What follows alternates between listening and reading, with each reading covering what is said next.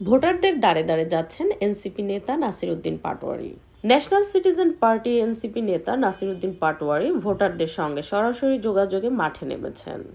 তিনি বিভিন্ন এলাকায় ঘুরে ঘুরে ভোটারদের বাড়ি গিয়ে তাদের খোঁজ খবর নিচ্ছেন এবং মতামত শুনছেন।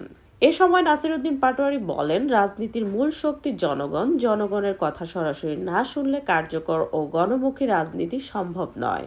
ভোটারদের সঙ্গে আলোচনায় দেশের বর্তমান রাজনৈতিক পরিস্থিতি, আসন্ন নির্বাচন এবং নাগরিক অধিকার নিয়ে মত বিনিময় হয়।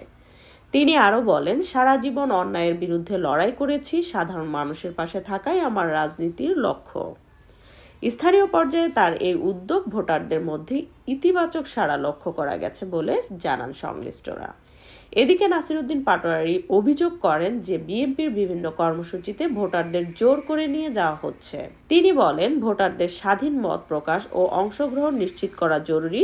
জোর বা চাপ দিয়ে রাজনীতি জনগণের আস্থা হারায়। ঢাকা ৮ আসনের ভাই এবং বোনেরা, উপস্থিত আছেন শাহবাগ থানার সম্মানিত জামায়াত ইসলামের আমির, সেক্রেটারি জেনারেল, উপস্থিত আছেন জাতীয় নাগরিক পার্টির বিভিন্ন স্তরের নেতৃবৃন্দ, উপস্থিত আছেন জামায়াত ইসলামের বিভিন্ন ইউনিটের নেতৃবৃন্দ। আমার কাছে সকাল থেকে কয়েকটা বিষয়ে কনসার্ন এসেছে যে টেলিকমিউনিকেশন যে কর্মচারী সমিতি রয়েছে, ট্রেড ইউনিয়ন রেজিস্টার্ড করা, তাদেরকে জোরপূর্বক হলো মিছিলে নিয়ে যাওয়া হচ্ছে এবং সরকারি কর্মকর্তা কর্মচারীদের জোরপূর্বক কোনো মিছিলে নিয়ে যাওয়া, তাদের দিয়ে প্রোগ্রাম করানো, এটা নির্বাচনে যে আইন রয়েছে সেটার হলো বিধি বহির্ভূত। ফলত আমরা মনে করব ইলেকশন কমিশন যদি কেউ এই ধরনের নির্বাচন কমিশনের বিধি বহির্ভূত অ্যাক্টিভিটিস করে থাকে, তাহলে তাদের দ্রুত সেটাতে স্টেপ নেওয়া প্রয়োজন। কিন্তু আমরা দেখতে পাচ্ছি জোর যার মুল্লুক তার। সেই ক্ষেত্রে ইলেকশন কমিশন মাঠে লেভেল প্লেইং ফিল্ড রাখতে পারছে না।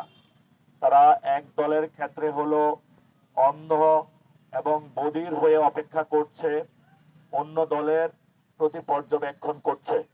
এজন্য আমরা ইলেকশন কমিশনের যারা রিটার্নিং কর্মকর্তা রয়েছেন, অফিসার রয়েছেন, সংশ্লিষ্ট যারা রয়েছেন, আপনাদেরকে আহ্বান জানাবো যে আপনারা যারা মাঠে নির্বাচনী বিধান ভঙ্গ করছে, আপনারা সেই ক্ষেত্রে সতর্ক দৃষ্টি রাখবেন।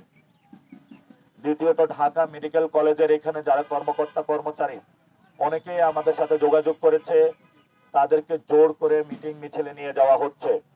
কারণ এখানে অনেক ফ্রিল্যান্সিং জব রয়েছে যেগুলো আগে আওয়ামী লীগ চালাতো, এখন ব্যক্তি পরিবর্তন হয়েছে, অন্য ব্যক্তিরা সেগুলা চালিয়ে থাকে। ফলত আমরা যদি সুষ্ঠু একটি প্রাতিষ্ঠানিক ব্যবস্থার মধ্য দিয়ে না যেতে পারি, তাহলে বাংলাদেশে এই ধরনের পরিস্থিতিগুলো বিরাজ করবে।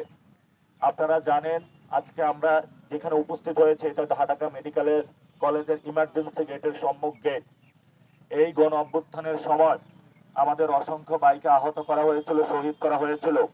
ঢাকা মেডিকেল কলেজের নার্স ডক্টরস যারা রয়েছেন, তারা নিজেদের বুক পেতে আমার ভাইদেরকে রক্ষা করেছিলেন।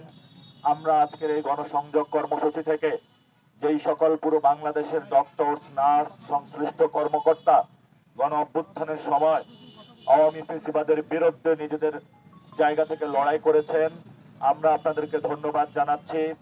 সাথে সাথে আপনারা জানেন বাংলাদেশের যে মেডিকেল সেক্টর রয়েছে, স্বাস্থ্য ক্ষেত্র রয়েছে, সেটা একটি ভুতুড়ে অবস্থায় রয়েছে।